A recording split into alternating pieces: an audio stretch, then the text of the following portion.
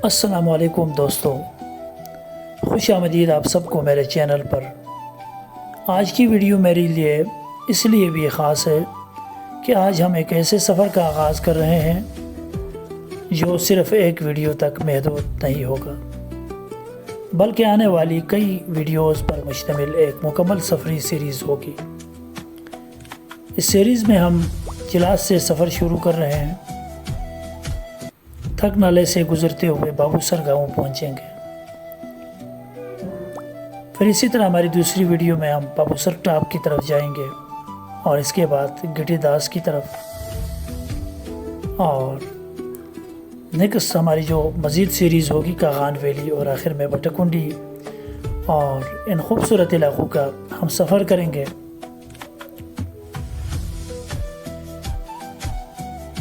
तो आज हमारी पहली मंजिल है थक नाला। हम इस वक्त चिलास के 0 पॉइंट से रवाना हुए थे और यहाँ से हमने अपना सफ़र का स्टार्ट लिया हुआ था, और सफ़र करते करते हम जा रहे हैं थक नाले की तरफ।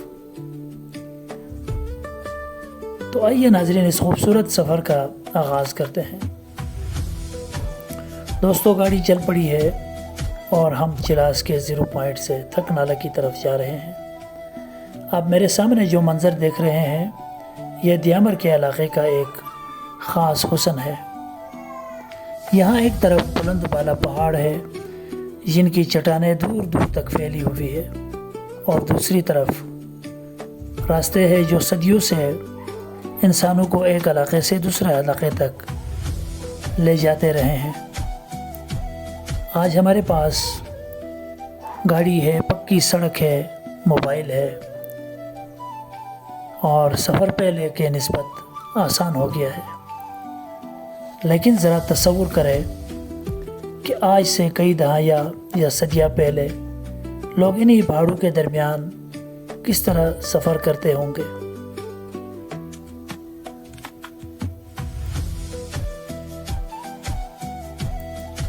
न पक्की सड़कें थी, न गाड़ियाँ, लोग पैदल चलते थे, घोड़ों और दूसरे जानवरों का इस्तेमाल करते थे, और कई कई घंटों बल्कि कई दिनों का सफ़र तय करते थे। यही वजह है कि शुमाली इलाक़ों की सड़कें सिर्फ सड़कें ही नहीं होती, इनके साथ एक पूरी तारीख़ जुड़ी हुई होती है। थक नाला की तरफ अब हम आहिस्ता आहिस्ता बढ़ रहे हैं।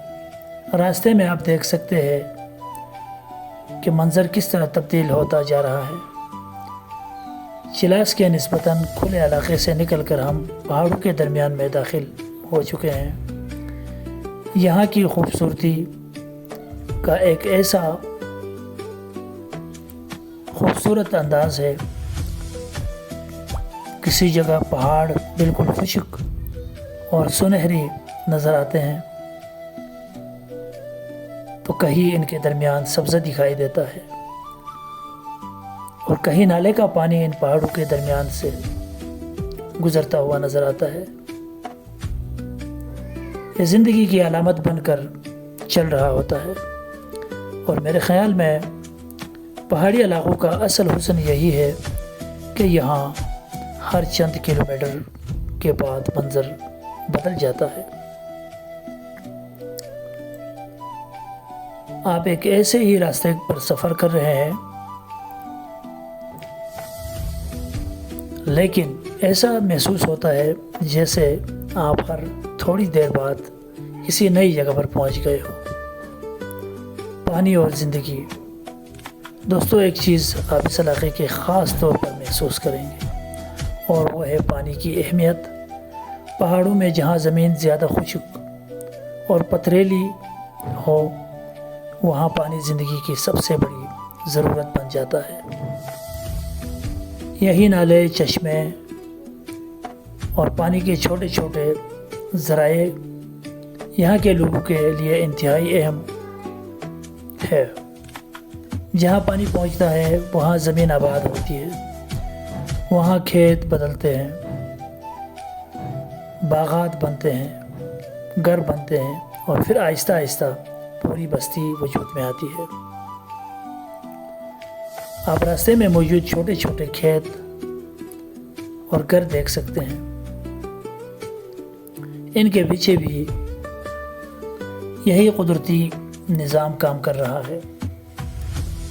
یہاں کے لوگ پہاڑوں کے ساتھ ساتھ پہاڑوں کا صرف مقابلہ نہیں کرتے بلکہ پہاڑوں کے ماحول کے مطابق اپنی زندگی کو ڈھالتے ہیں، اور یہی چیز مجھے ان علاقوں میں سب سے زیادہ دلچسپ لگتی ہے۔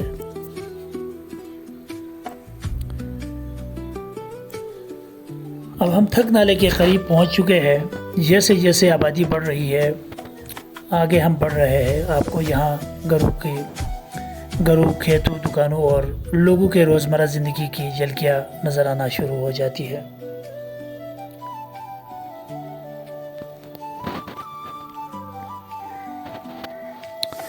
یہاں آ کر ایک بات سمجھ آتی ہے کہ پاکستان کے شمالی علاقوں کو صرف خوبصورت پہاڑوں اور سیاحتی مقامات کے ذریعے نہیں سمجھا جا سکتا۔ اصل شمالی علاقے یہاں کے لوگوں میں جو ہمت ہے، یہاں کا عام انسان، اس کا گھر، اس کا کھیت، اس کی مویشی، اس کی مسجد، اس کا بازار اور اس کا روزمرہ کا معمول، یہ سب مل کر اس علاقے کی اصل تصویر بناتے ہیں۔ ہم جب کسی مشہور مقام کی تصویر دیکھتے ہیں تو ہمیں صرف پہاڑ نظر آتے ہیں، لیکن ان پہاڑوں کے درمیان بھی لوگ بستے ہیں۔ ان کے اپنے گھر ہے، اپنے روایات، اپنی خوشیاں اور اپنی مشکلات ہیں، اور اس سرسبز وادی میں گزرتے ہوئے ہر کسی کا دل خوش باش ہو جاتا ہے۔ اور اس سیریز میں میری کوشش ہوگی کہ میں آپ کو صرف راستہ نہ دکھاؤں بلکہ راستے کے ساتھ ساتھ رہنے والے لوگوں اور ان کی زندگی کو بھی قریب سے دکھاؤں۔ تھک اور اس کے دیگر علاقے میں مقامی ثقافت بہت منفرد ہے۔ یہاں کے لوگ زندگی میں خاندان، برادری، مذہب اور زمین کا بہت اہم کردار ہے۔ یہاں کی روایتی زندگی میں زراعت اور مویشی پالنا بھی ایک اہم حصہ ہے۔ گرمیوں کے موسم میں لوگ اپنے مال مویشی کے ساتھ بلند علاقوں اور چراگاہوں کی طرف چلے جاتے ہیں، کیونکہ وہاں سبزہ اور چارہ زیادہ دستیاب ہوتا ہے۔ یہ پہاڑی زندگی بظاہر بہت خوبصورت نظر آتی ہے، لیکن حقیقت میں یہاں زندگی آسان نہیں ہوتی۔ سردیوں کی شدید سردی، برف، دشوار گزار راستے، محدود زرعی زمین اور روزمرہ کی ضروریات کے لیے طویل سفر، یہ سب یہاں کے لوگوں کی زندگی کا حصہ ہے۔ لیکن اس کے باوجود یہاں کے لوگ اور لوگوں کے چہروں پر جو سادگی اور مہمان نوازی نظر آتی ہے وہ واقعی قابل تعریف ہے۔ یہاں کے لوگ بہت ہی مہمان نواز ہیں۔ اور دوستو، جس راستے پر ہم چل رہے ہیں اس وقت، ہماری گاڑی جو چل رہی ہے، جس راستے پہ ہم گزر رہے ہیں، اس کی اہمیت صرف آج کی نہیں، بابوسر کے راستے سے چلاس اور کاغان کی طرف آمد و رفت پرانے زمانے سے ہوتی رہی ہے۔ برطانوی دور میں بھی اس راستے کو اہمیت دی گئی، اور 1892 کے قریب بابوسر کے راستے پر ایک باقاعدہ پونی ٹریک بنایا گیا تھا۔ اس زمانے میں یہ راستہ ان علاقوں کو آپس میں ملانے والے اہم راستوں میں شامل تھا۔ آج جب ہم آرام سے گاڑی میں بیٹھ کر سفر کر رہے ہیں تو ہمیں شاید اندازہ بھی نہیں ہو کہ ماضی میں اس علاقے سے کیسے گزرنا اور کتنا مشکل تھا۔ ایک طرف بلند پہاڑ، دوسری طرف گہری وادیاں، اور درمیان میں پیدل گھوڑے اور سفر۔ یہی سوچ کر اس سفر کی اہمیت اور بھی بڑھ جاتی ہے۔ کیونکہ ہم صرف ایک خوبصورت سڑک پر سفر نہیں کر رہے، ہم ایک ایسے راستے پر چل رہے ہیں جس نے کئی نسلوں کے مسافروں کو دیکھا ہے۔ اب ذرا تاریخ اور معلومات کو ایک طرف رکھتے ہیں۔ میں آپ کو اپنا ذاتی تجربہ بتاتا چلوں۔ جب میں پہلی بار اس طرف آیا، پہلی مرتبہ جب اس سڑک سے گزرا اور ان پہاڑوں کے درمیان سفر کیا، تو مجھے سب سے زیادہ حیرت اس بات پر ہوئی کہ ایک ہی علاقے کے اندر قدرت نے کتنے مختلف منظر بنا رکھے ہیں۔ کبھی سڑک بالکل نالے کے ساتھ چلتی ہے، کبھی پہاڑ کے دامن سے گزرتی ہے، کبھی ایسا لگتا ہے کہ گاڑی پہاڑوں کے درمیان ایک چھوٹے سے راستے پر چل رہی ہے۔ اور اگر آپ کو ڈرائیونگ اور سفر کا شوق ہے تو میرے خیال میں ایسے راستے آپ کو بہت کچھ سکھاتے ہیں۔ یہاں آپ کو صرف منزل تک پہنچنے کے لیے سفر نہیں کرتے، اصل مزہ تو راستے میں ہے۔ اور اب دوستو ہم پہنچ چکے ہیں تقریباً تھک کے مین ایریاز کے قریب۔ یہاں پہنچ کر آپ محسوس کر سکتے ہیں کہ ابھی تک جو راستہ ہم نے دیکھا اس کے مقابلے میں یہاں انسانی زندگی کے زیادہ نمایاں ہے۔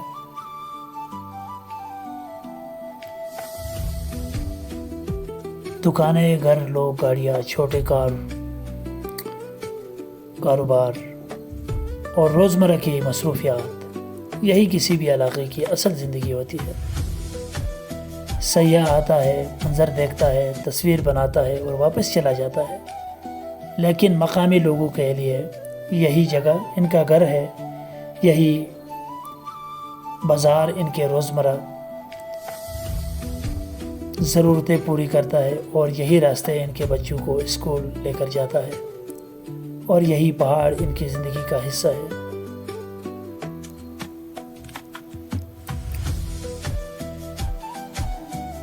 تو دوستو آج کے سفر میں ہم نے چلاس کے 0 پوائنٹ سے آگے ہم نے سفر کیا اور تھک نالے تک کے خوبصورت پہاڑ، پانی، کھیتوں اور مقامی آبادیوں کو دکھایا، اور آخرکار تھک کے علاقے میں پہنچ گئے۔ لیکن یہ صرف ہماری پہلی منزل ہے، کیونکہ اصل پہاڑی سفر ابھی آگے ہے۔ اگلی قسط میں ہم اسی تھک سے اپنا سفر دوبارہ شروع کریں گے، اور ہمارا رخ ہوگا بابو سر گاؤں کی طرف۔ جیسے جیسے ہم آگے بڑھیں گے، بلندی میں اضافہ ہوگا، موسم میں تبدیلی ہوگی، منظر بنائیں گے، اور ہمیں تاریخی راستے کا ایک نیا چہرہ دیکھنے کو ملے گا۔ تو اگر آپ کو آج کا ولاگ ہمارا اچھا لگا ہے تو ویڈیو کو لائک، اور جو میرے چینل پہ نیو ہیں چینل کو سبسکرائب ضرور کریں۔ ملتے ہیں کسی اور اچھے ویڈیو کے ساتھ، تب تک کے لیے اپنا بہت سارا خیال رکھیں۔ پاکستان زندہ باد۔